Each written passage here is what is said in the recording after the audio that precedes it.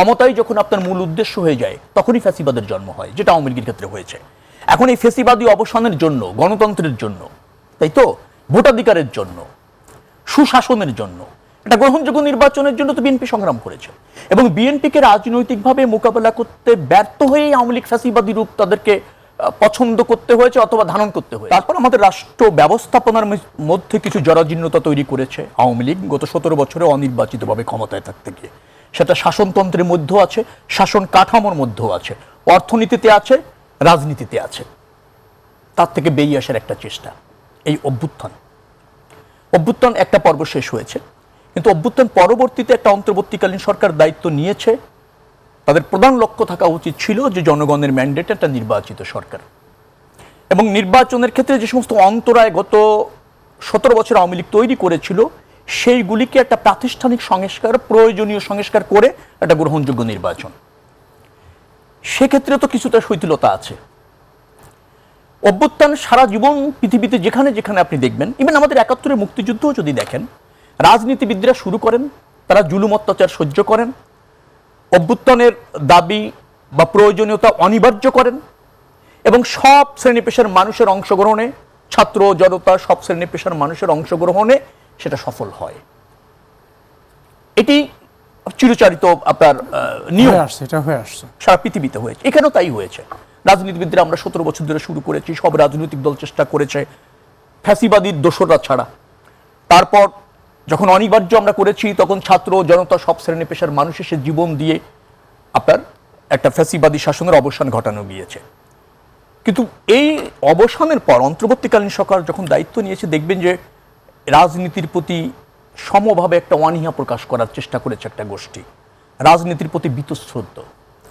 এবং তাঁরা অরাজনৈতিক ব্যক্তি হয়ে সব জানেন, সব বোঝেন, তারাই শিরোধার্য, তারাও কর্তৃত্ব চান।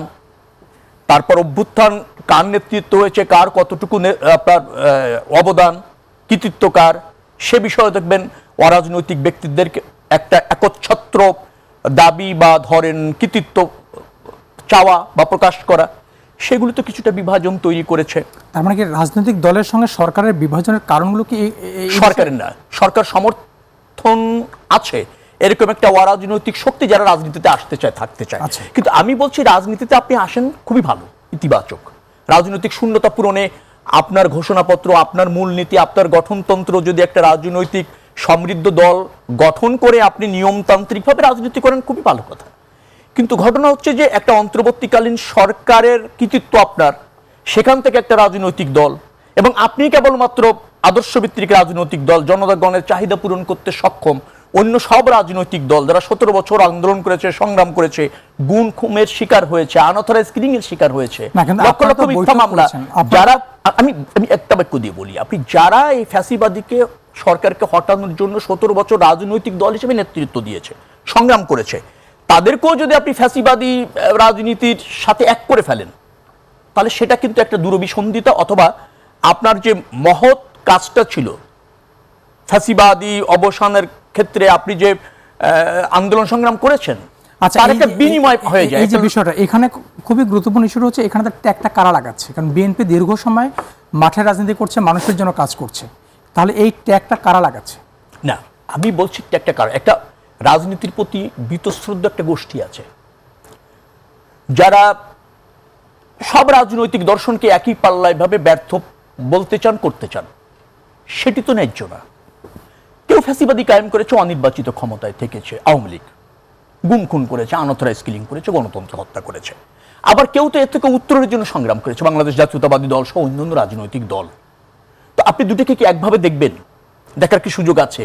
যারা দেখছে তাদের দুরভিসন্ধিতা আছে, তাদের মোহ আছে রাজনীতিতে। এই যে ফ্যাসিবাদী হয়ে যাওয়ার যে কথাটা, যে আলোচনা আমরা বারবারই শুনছি, সেটি হওয়ার পেছনে কারণটা কি? শুধুমাত্র অনির্বাচিত সরকার বা অনির্বাচিত রাজনৈতিক প্রক্রিয়া? না, ফ্যাসিবাদী শক্তি যেটা হয়েছিল আওয়ামী লীগ, আওয়ামী লীগ একসময় একটা প্রতিষ্ঠিত রাজনৈতিক দল ছিল, অবশ্যই ক্ষমতার মোহ, অনির্বাচিতভাবে ক্ষমতায় থাকতে গিয়ে, এবং ধরেন যে কোনো মূল্যে ক্ষমতায় থাকতে গিয়ে তারা কিন্তু ফ্যাসিবাদী রূপ ধারণ করতে বাধ্য হয়েছে, অথবা ফ্যাসিবাদী রূপ ধারণ করেছে। যখন আপনি গণতন্ত্রের বাইরে থাকতে চান এবং নিয়মতান্ত্রিক রাজনীতি না করে জনমতের উপর নির্ভর করতে না চান, এবং যখন আপনি দুর্নীতি করেন, যখন আপনি ভিন্ন মত দমন করেন, পীড়ন করেন, ক্ষমতাই যখন আপনার মূল উদ্দেশ্য হয়ে যায়, তখনই ফ্যাসিবাদের জন্ম হয়, যেটা আওয়ামী লীগের ক্ষেত্রে হয়েছে।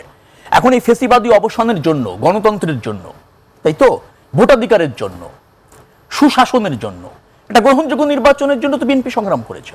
এবং বিএনপিকে রাজনৈতিকভাবে মোকাবেলা করতে ব্যর্থ হয়েই আওয়ামী লীগ ফ্যাসিবাদী রূপ তাদেরকে পছন্দ করতে হয়েছে অথবা ধারণ করতে হয়েছে। তো এই ফ্যাসিবাদের অবসানটা তো দীর্ঘদিন আন্দোলনের ফলে, নিয়মতান্ত্রিক রাজনীতি, আন্দোলন, সংগ্রাম, স্যাক্রিফাইস, জেল, জুলুম, অত্যাচার, বিএনপি নেতাকর্মীরা সর্বশক্তি দিয়ে মোকাবেলা করতার কারণেই তো আওয়ামী লীগ ফ্যাসিবাদী হয়েছে।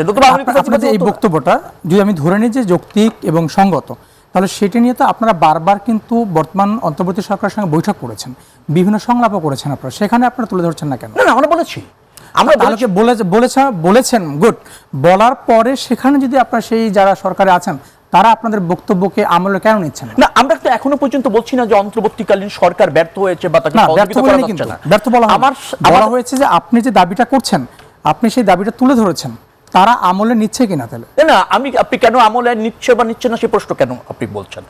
কথাটা হচ্ছে যে এখনো পর্যন্ত অন্তর্বর্তীকালীন সরকার ব্যর্থ হয়েছে বা দাবি আমলে নিচ্ছে না, আমি তা বলছি না। আমি বলছি যে অন্তর্বর্তীকালীন সরকার কিছুটা অগুছালো, কিছুটা সমন্বয়হীনতার অভাব আছে। তারা অগ্রাধিকার চিহ্নিত করতে কোনো কোনো সময় দ্বিধা থেকেছে, 7 মাস পার হয়েছে, কিছু কমিশন গঠন করা গিয়েছে, কিছু সুপারিশ পাওয়া গিয়েছে, ঠিক আছে, এটা কিন্তু সঠিক ট্র্যাক। কিন্তু আমরা বলছি যে এটা আরো দ্রুত করা সম্ভব এবং ডিসেম্বরের আগেও নির্বাচন করা সম্ভব, কারণ এটা যথেষ্ট সময়।